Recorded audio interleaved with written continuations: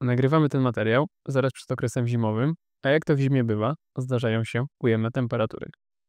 Może zastanawiacie się nad tym, czy da się umyć okna, jeżeli dookoła jest dużo śniegu, a termometr pokazuje kilka kresek poniżej zera. Ten materiał skupia na patentach i praktycznych tipach na mycie okien w zimie, zarówno dla profesjonalistów, jak i dla osób, które chcą po prostu umyć okna w swoim domu. Zapraszam do obejrzenia.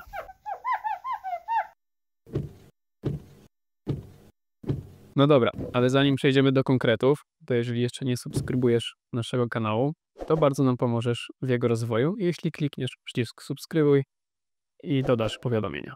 Dzięki. No i podstawą jest to, uwaga, żeby woda nie zamarzała. Więc musimy do tej wody dolać substancji, która temu zamarzaniu zapobiega.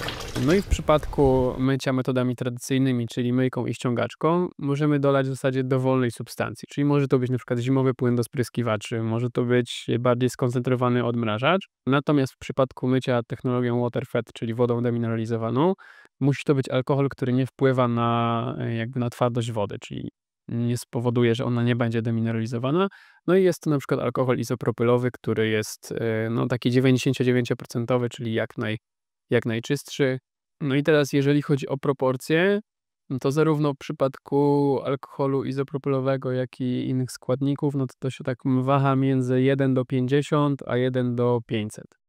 No i tutaj zależnie jaki kupicie płyn, czy kupicie odmrażacz, który jest bardziej odporny na zamrażanie, czy to będzie właśnie ten alkohol izopropylowy, no to zależnie od temperatury i od tego właśnie jaką ma jakby stężenie tej substancji, która zapobiega zamarzaniu, no to taka to będzie proporcja. Nie wskażę wam konkretnie, który płyn i który alkohol i jak to działa w praktyce, więc musicie po prostu metodą prób i błędów sobie najpierw nalać trochę, sprawdzić jak to się zachowuje i po prostu w praktyce ewentualnie dolać, jeżeli ten efekt zamarzania występuje.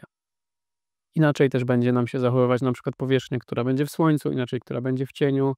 Dużo zależy też od wilgotności powietrza, więc najlepiej sobie w praktyce poziom tego alkoholu czy innej substancji regulować. W przypadku alkoholu ma też on tendencję większą do odparowywania, więc najlepiej, żeby on był jak najkrócej w tej wodzie, żeby gdzieś tam ta woda nie stała lub żeby to był po prostu zamknięty zbiornik z jakąś tam pompką, jeśli chodzi na przykład o mycie waterfedem. Zastanawiacie się pewnie, jaka temperatura jest graniczna na mycie okien na mrozie. Ja osobiście myłem okna jak było -8 stopni Celsjusza i myłem metodami tradycyjnymi, ponieważ metody tradycyjne są bardziej odporne na temperaturę, ponieważ woda na tym oknie jest najkrócej. Woda zamarznie nam najprędzej, no właśnie na szybie, kiedy jest to cienka warstwa i mróz może najłatwiej na nią zadziałać. No i po prostu tam ta warstwa cienka tej wody jest bardzo krótka na oknie, ponieważ myjemy myjką i od razu ściągamy ściągaczką. W przypadku waterfeda ta woda jest tam znacznie dłużej, ona musi wyschnąć, więc tutaj mamy mniejszy margines. No i w przypadku waterfeda w mojej ocenie taka graniczna temperatura to jest -3, może -4, no max -5. Natomiast w przypadku tradycyjnych, no to myślę, że do -10 jesteśmy w stanie pracować. Na pewno pewniejsza metoda będzie metoda tradycyjna. Kolejną kwestią jest to, że jeżeli planujecie mycie właśnie w ujemnych temperaturach, to warto też zadbać o swój odpowiedni ubiór, no i też o odpowiednią suplementację witaminami, o swoje zdrowie po prostu, żeby się zaraz nie rozchorować. Podstawą ubioru są rękawiczki, ponieważ tutaj mamy najprawdopodobniej kontakt z wodą. No i powinny to być rękawiczki neoprenowe, czyli takie jak mają nurkowie lub takie, które są dedykowane stricte do mycia okien. Na przykład Unger produkuje takie rękawiczki, więc warto się w nie zaopatrzyć właśnie w okresie zimowym. Dzięki temu na pewno nie zmarzną wam dłonie. No poza tym wszelkie inne elementy ubioru tutaj już myślę nie będę się rozwodził. Jeśli chodzi o technikę mycia, to jest ona analogiczna do mycia okien w lecie. Nic tu się nie zmienia. Jeśli chcecie wiedzieć właśnie jak umyć okna waterfedem lub jak umyć okna tradycyjnie, to linki znajdują się gdzieś na ekranie i też na pewno będą w opisie. Kolejny tip to guma. W przypadku metod tradycyjnych w każdej listwie w ściągaczce mamy gumę i musi to być guma, która jest miękka. Mamy rodzaje gum, które są miękkie i twarde. no to działa to analogicznie do opon w samochodzie. Po prostu na zimę musi to być bardziej miękka guma. Dzięki temu ona nam tak nie zesztywnieje i będzie po prostu bardziej efektywna. Poza tym, że mamy takie gumy czarne, które właśnie są te miękkie i twarde, to mamy jeszcze gumy kolorowe, które są po prostu mniej wrażliwe na temperatury i też mogą sprawdzić się w zimie. Ja polecałbym mieć i taką kolorową, i taką czarną i sprawdzić po prostu, która lepiej się zachowuje na danej szybie. Jeśli trzymacie sprzęt w wanie w nocy, no i on wam zamarznie, no to warto zadbać o to, aby na zleceniu mieć dostęp po prostu do gorącej wody, gdzie można ten sprzęt ewentualnie rozmrozić.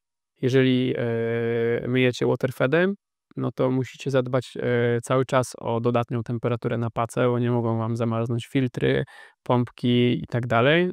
To wszystko musi być cały czas rozmrożone, więc musicie mieć tam zamontowaną jakąś przemysłową grzałkę, webasto lub po prostu trzymać samochód w garażu, gdzie jest dodatnia temperatura. Kolejnym tipem z mojej strony będzie zabezpieczenie drabiny, ponieważ często w zimie właśnie jest ślisko, jest gdzieś lód, jest śnieg, podstawiamy gdzieś drabinę w różnych miejscach, no to ważne jest, żeby odpowiednio ją zabezpieczyć, aby ona nam po prostu nie wyjechała, no i żeby się nie połamać. A na koniec tip, co jeżeli już nie będziecie myć okien w zimie, a jednak samochód na przykład na zewnątrz trzymacie, no lepiej ten cały sprzęt oczywiście, który jesteśmy w stanie, no to lepiej zabrać do środka, żeby on nam tam nie zamarzał się, nie rozmrażał. Wszystkie filtry, jeżeli macie system waterfed, należy membranę zdemontować, wypompować całą wodę z tego systemu, aby nam po prostu nic tam się w zimie poprzez właśnie zamarznięcie wody nie uszkodziło. No i tyle tipów w tym materiale. Dajcie znać, czy macie jeszcze jakieś porady, podzielcie się swoimi doświadczeniami właśnie z mycia okien w zimie w komentarzach. Bardzo jestem ciekawy, jak to u was wygląda, jak wy do tego podchodziliście. Ja dzisiaj pokazałem stricte teorię, siedząc na biurku. Wiem, że praktyka często jest inna, ale praktykę mam już w tym przypadku za sobą. Trzymajcie się ciepło, do zobaczenia w kolejnych filmach. Cześć.